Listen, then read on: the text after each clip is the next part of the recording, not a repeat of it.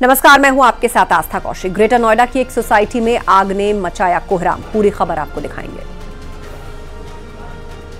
नमस्कार, मैं हूं आपके साथ नितिका दीक्षित। कहां 2 घंटे से ज्यादा लिफ्ट के अंदर फंस गया युवक, ये भी आपको बताएंगे। नमस्कार, मैं हूं आपके साथ अमित गर्ग शुक्ला। दिल्ली के अस्पताल में डोनर ने कैसे कई जिंदगियों को बचा लिया है, आगे आपको दिखाऊंगा।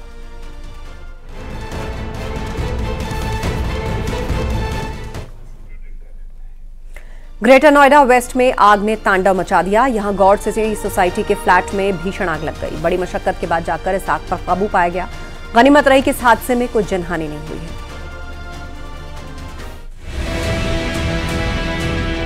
आग सेकंड फ्लोर से लगी थी, लेकिन वो तीसरे, चौथे और 5वें माले तक पहुंची थी।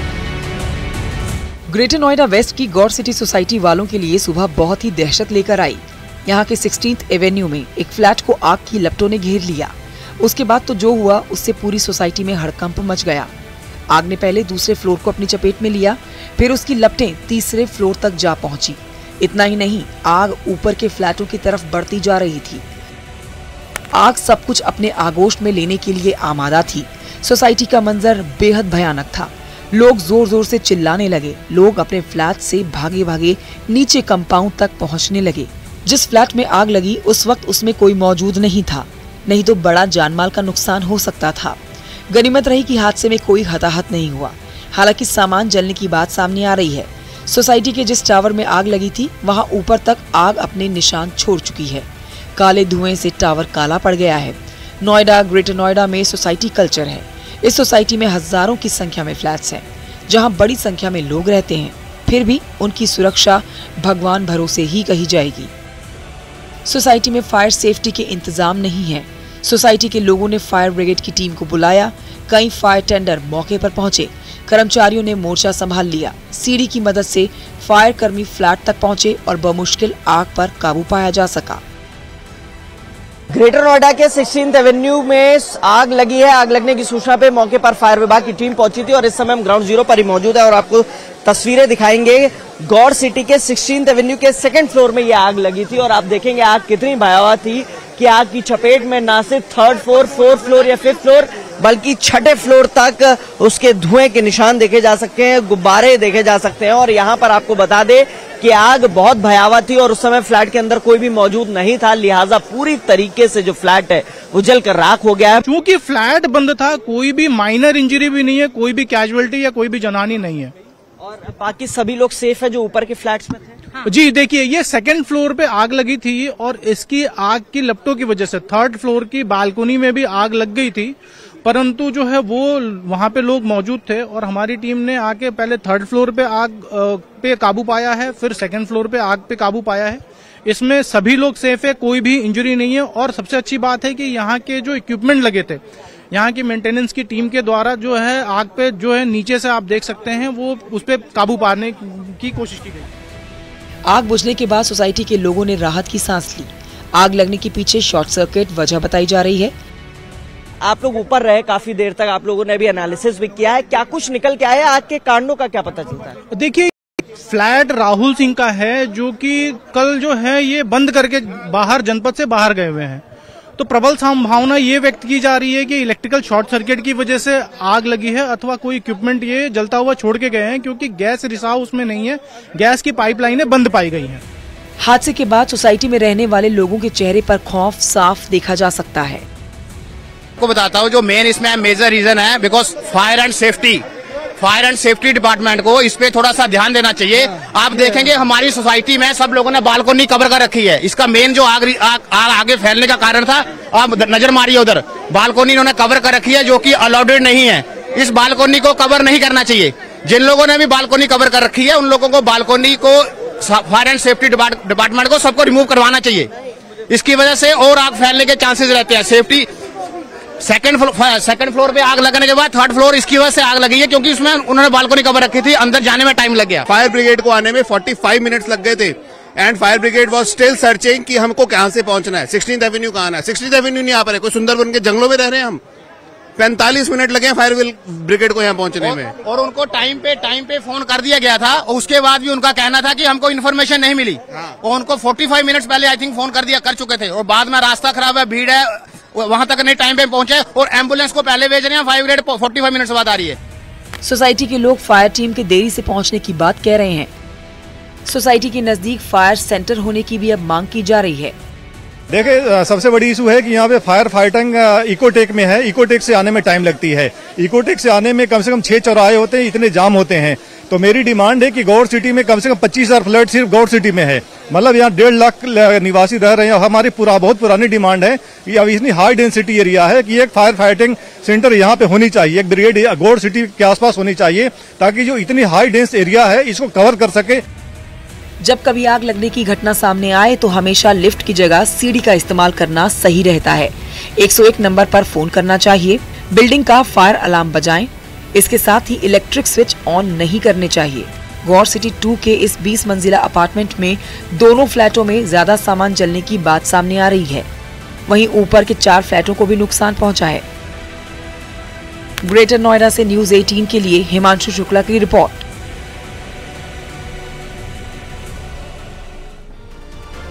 एक और खबर ग्रेटर नोएडा से आई है, जहां एक सोसाइटी में लिफ्ट अचानक बंद हो गई और उसमें एक युवक करीब 2 घंटे तक फंसा रहा। रिपोर्ट देखिए। ये लिफ्ट काम नहीं कर रही है। दिल्ली एनसीआर की हाई राइज सोसाइटी में अक्सर लिफ्ट के अंदर लोगों के फंसने के मामले सामने आते रहे हैं। अचानक लिफ्ट बंद होने से लोग घंटों तक उसमें फंसे रहते हैं। एक बार फिर वैसी ही घटना सामने आई है। ग्रेटर नोएडा का ये ताजा मामला है।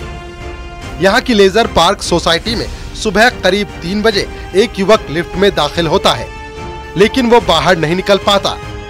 समय ऐसा था जिसमें अमूमन लोग गहरी नींद में होते हैं। ऐसे में युवक ने मदद के लिए शोर भी मचाया, लेकिन किसी को उसकी आवाज सुनाई नहीं पड़ी। लिफ्ट के अंदर के बटन दबाने पर काम नहीं कर रहे थे। सुबह जब डिलीवरी बॉय लिफ्ट में आया, उसने बाहर से बटन दबाए, तब जाकर लिफ्ट खुली। यानी तकरीबन 2 घंटे तक युवक लिफ्ट में ही रहा। सोचिए इन 2 घंटों में उसकी क्या हालत रही होगी। पीड़ित युवक प्रशांत का दावा है कि उसने मदद के लिए बेल बटन भी दबाया, लेकिन शायद टावर के पास उस वक्त कोई नहीं था जो सुन सकता। जब सुबह प्रशांत लिफ्ट से बाहर आया, तब जाकर राहत की सांस ली। लेजर पार्क सोसाइटी के A2 टावर की ये लिफ्ट काम नहीं कर रही थी।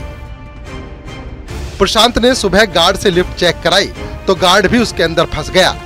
गार्ड ने भी अंदर से बटन दबाए, लेकिन लिफ्ट नहीं खुली। इसके बाद प्रशांत ने बाहर से लिफ्ट को खोला। लिफ्ट काम नहीं कर रही है। मैं इसी लिफ्ट के अंदर 1.5 से 2 घंटे फंसा रहा रात में।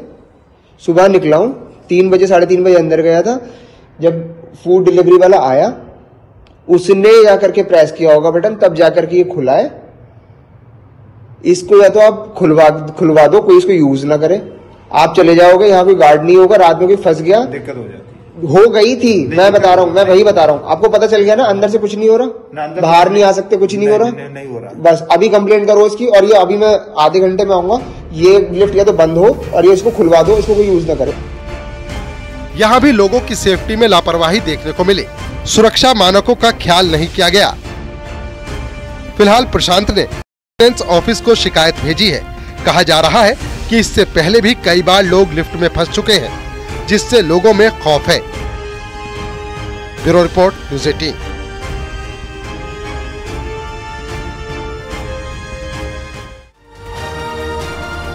खबर दिल्ली से, जहां पर गंगाराम अस्पताल में डॉक्टर्स को बहुत बड़ी कामयाबी हाथ लगी। यहां पर एक शख्स के दोनों हाथों का सफलतापूर्वक ट्रांसप्लांट किया गया।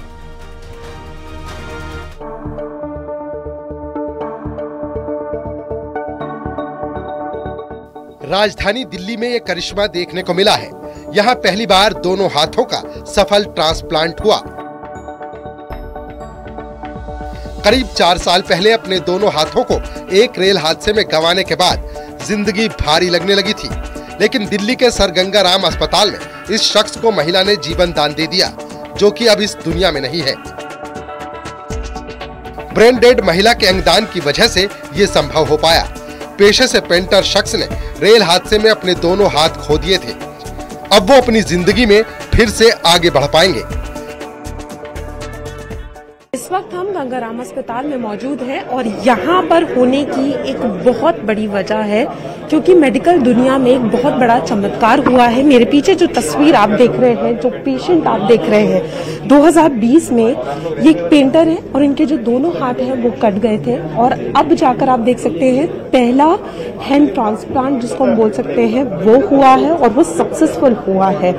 तो ये अपने आप में बहुत बड़ा चमत्कार है, एक तो डॉक्टरों द्वारा, और सबसे बड़ी बात यह है जो महिला जिसकी मृत्यु हुई थी, जिसको ब्रेन डेड घोषित कर दिया गया था, उसके हाथ आप यहाँ देख रहे हैं। तो अब भले ही महिला इस दुनिया में नहीं है, 20 से ज्यादा एक्सपर्ट्स डॉक्टर की टीम ने मिलकर इस ऑपरेशन को अंजाम दिया। जिस शख्स का हैंड ट्रांसप्लांट हुआ है उनका नाम राजकुमार बताया जा रहा है। ऑपरेशन के बाद राजकुमार के घर वाले बेहद खुश हैं। तो सीधा परिवार वालों से बातचीत करेंगे, जानेंगे 2020 में जब ये पूरा वाकया हुआ तो बहुत मुश्किल था आप लोगों के लिए, लेकिन अब ये हम पहली बार ऐसा देख पाए हैं, हैंड ट्रांसप्लांट हुआ है। कैसे देख रहे हैं, कितना मुश्किल था? मैम देखिए 2020 से पहले तो जो लाइफ थी और उसके बाद 2020 से 2024 के बीच में लाइफ एकदम डिफिकल्ट हो गई। किसी भी चीज़ के लिए उनको दूसरे पे डिपेंड होना पड़ता है, लेकिन आज मीना मेहता जी और उनकी फैमिली की वजह से जिन्होंने हैंड डोनेट किया है उनकी वजह से मेरे फादर को एक नई लाइफ मिली है, जिसकी वजह से वो सारी चीज़ें पहले जैसे कर सकते हैं। अच्छा लगा, हो गया तो बहुत अच्छा लगा और मीना मेहता के शुक्रगुजार हूँ, उनका पूरा परिवार का शुक्रगुजार हूँ कि उनके वजह से हमारे आदमी के जीवन दान मिला, और गंगाराम हॉस्पिटल के भी शुक्रगुजार हूँ कि बहुत बढ़िया से इलाज होया। इतना ही नहीं, महिला के अंगदान से राजकुमार के अलावा 4 लोगों को भी जीवन दान मिला है, लेकिन ये काम इतना आसान भी नहीं था। टफ नहीं था बेसिकली, क्योंकि हम लोग क्या है कि रीप्लांट जो जिन लोगों के हाथ वगैरह कट जाते थे उनको हम पहले से भी जोड़ रहे हैं उन्हीं के हाथों को, तो हमारे लिए टफ नहीं था। पर हमारे लिए टफ ये था कि क्योंकि ये जो ट्रांसप्लांट है ये हमने पहली बार किया था, तो इसलिए उसमें प्लानिंग और टाइम बहुत इंपॉर्टेंट है बेसिकली, क्योंकि दूसरे का हाथ निकालना, फिर उसको उस लेवल पे हम उस सारी स्ट्रक्चर्स को देखना और फिर जिसके लगाना है उसकी स्ट्रक्चर को देखना और टाइम को मिला करके सारी स्ट्रक्चर को जोड़ना, वो एक टाइम का एक है। तो हमारे पास बहुत अच्छी, बहुत एक्सपर्ट टीम है। लोग किडनी ट्रांसप्लांट के लिए वेट कर रहे हैं, कितने लोग लिवर ट्रांसप्लांट के लिए वेट कर रहे हैं। अगर हमारे देश में ये कैडेवर डोनेशन की या ऑर्गन डोनेशन की फीलिंग आपके माध्यम से डेवलप कर दी जाए तो बहुत बड़ी मुसीबत, बहुत बड़ी प्रॉब्लम सॉल्व हो सकती है। इस तरह महिला तो इस दुनिया से चली गई, लेकिन कईयों को उम्मीद दे गई। उनके घर वालों के लिए भी फैसला मुश्किल जरूर था। बहुत अच्छा लग रहा है, ऐसे लगता है शायद हमारे बीच में आप ही आ गई हैं, वो हमें ब्लेसिंग देने के लिए भी। और वो बहुत वर्क हार्ड थी, बहुत मेहनत करती थी, सब में रंग भर के गई है। ये ब्रदर हैं, भाभी हैं, ये छोटे ब्रदर हैं, सबने बड़ा सहयोग दिया है। अपनी इच्छा जाहिर की थी अंग देने के लिए, ऑर्गन डोनेट करने के लिए, तो हमने उनकी इच्छा का सम्मान रखा। लेकिन जब हमें ये पता लगा कि उनके हैंड्स भी डोनेट हो सकते हैं, जो कि एक बड़ा शॉकिंग था हमारे लिए, क्योंकि इंटरनल ऑर्गन्स दिखते नहीं है और हैंड जो है विजिबल है, उनको कटवाने के लिए वो कहना कि भी हाँ हम इसके लिए तैयार हैं, वो बड़ा हमारे लिए बड़ा ही इमोशनल और बड़ा दिक्कत वाला डिसीजन था। लेकिन क्योंकि किसी फैमिली की जान बच रही थी तो हमने अपने इमोशंस को कंट्रोल रखे, उनकी भावनाओं को, बुआ की भावनाओं को ध्यान रखा। और मेडिकल साइंस के लिए भी ये एक बहुत बड़ी उपलब्धि है। वहीं एक शख्स को जीवन फिर से शुरू करने का मौका मिल गया है। दिल्ली से न्यूज़ 18 के लिए फरहा खान की रिपोर्ट।